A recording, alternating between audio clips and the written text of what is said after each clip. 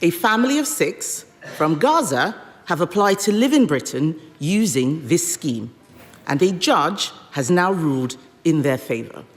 This is not what the scheme was designed to do. Mr. Speaker, let me be clear. I do not agree with the decision. She's right. It's the wrong decision. She hasn't quite done her homework because the decision in question was taken under the last government. The Conservative government established the Ukraine Family Scheme, and in total, over 200,000 Ukrainians, mostly women, children and the elderly, have found sanctuary in the UK from Putin's war. Has Keir Starmer lost his touch? The once sharp Labour leader found himself stumbling over simple questions at PMQs, leaving voters scratching their heads. Watch as Starmer, the man who promised to hold the government accountable, fails to answer basic queries about his own stance on immigration. Is this the beginning of the end for Labour's golden boy? Before we move on, I'd like to ask you a small favour. If you appreciate this content, please take a second to like this video and subscribe to the channel. Over 98% of you watch the videos without subscribing. It costs you nothing, but it makes a huge difference to us. So did you click the subscribe button? Great, thank you so much. Now back to the video. Keir Starmer's meteoric rise as Labour's beacon of hope seems to be hitting some turbulence. Once hailed as the party's saviour, Starmer now finds himself in a precarious position. He talks about a decision made under the last government. It was not made by the last government, it was made by the courts. The issue we are discussing today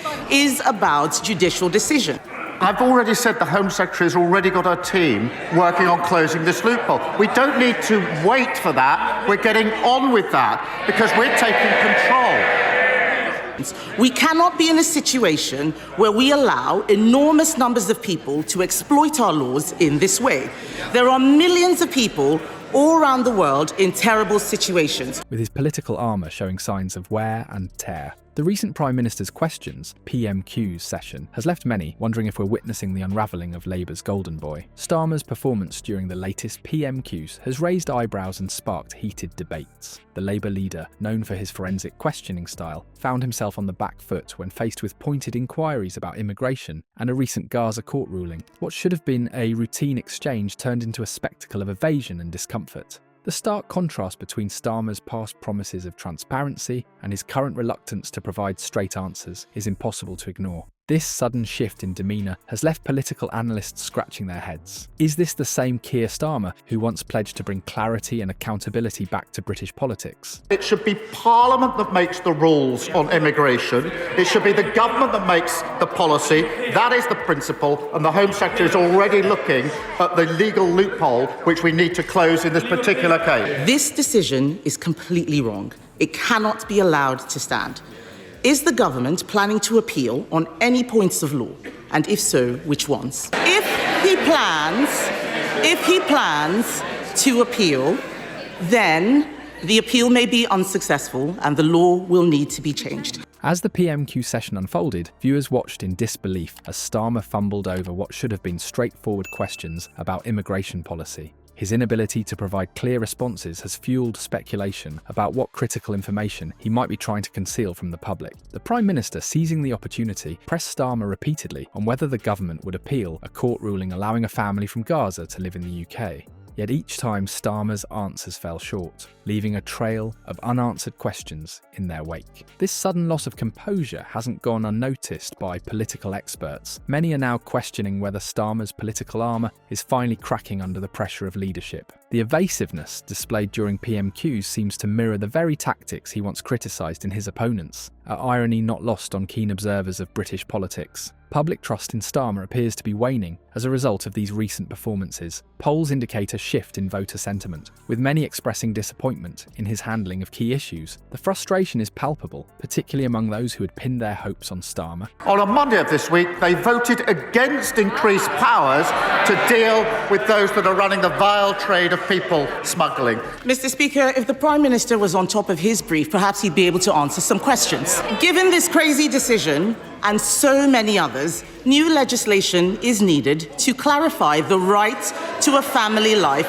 in Article 8. As a beacon of change in the political landscape. As the dust settles on this latest PMQs debacle, one can't help but wonder what's next for Keir Starmer. Will he be able to regain his footing and rebuild trust with the electorate? Or is this the beginning of a downward spiral for Labour's once promising leader? In a stunning turn of events, the Prime Minister has managed to flip the script on Keir Starmer, transforming from his usual defensive posture into an unexpected aggressor.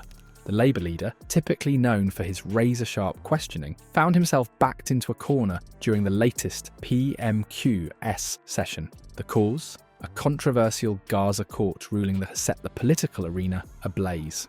The ruling in question allowed a family of 6 from Gaza to reside in the UK under the Ukraine family scheme, a programme never intended for such cases.